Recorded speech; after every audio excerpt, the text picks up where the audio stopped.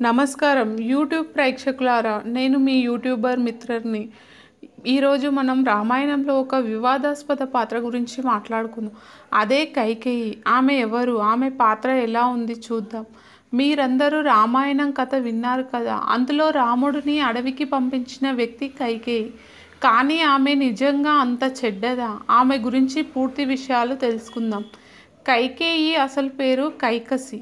ఆమె కేకయ్య రాజ్యపు రాజకుమార్తె. అందం, తెలివితేటలు రెండు ఉన్న కైకేయి యుద్ధ విద్యలో కూడా నిపుణురాలు. మీకు తెలుసా? ఒకసారి దేవాసుర యుద్ధంలో కైకేయి దశరథుడికి సారథిగా వ్యవహరించింది. అప్పుడు దశరథుడి రథచక్రం ఊడిపోయినప్పుడు కైకేయి తన చేతిని చక్రంగా ఉపయోగించి రథాన్ని నడిపించింది. ఎంత ధైర్యం కదూ! ఈ సాహసానికి మెచ్చుకుని దశరథుడు కైకేయికి 2 వరాలు ఇస్తానని మాట ఇచ్చాడు. కైకేయి ఆ వరాలను అప్పుడు అడగలేదు, భవిష్యత్తులో అడుగుతానని చెప్పింది. కాలం గడిచింది. దశరథుడు రాముడిని యువరాజుగా పట్టాభిషేకం చేయాలనుకున్నాడు.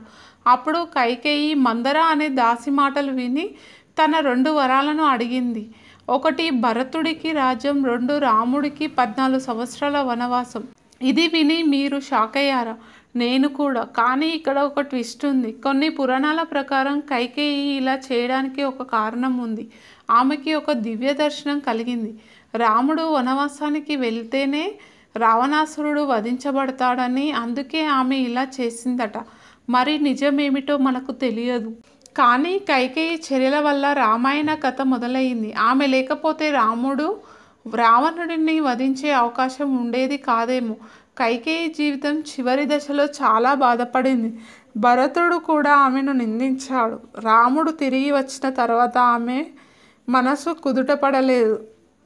మీరేమనుకుంటున్నారు? కైకేయి నిజంగా దుష్టురాలా, లేక పరిస్థితుల బాధితురాలా? మీ అభిప్రాయాలను కామెంట్స్ రూపంలో తెలియజేయండి.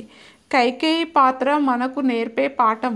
ప్రతిదానికి 2 కోణాలు ఉంటాయి. ఒక వ్యక్తిని తీర్పు చెప్పే ముందు వారి పరిస్థితులను అర్థం చేసుకోవడం ముఖ్యం.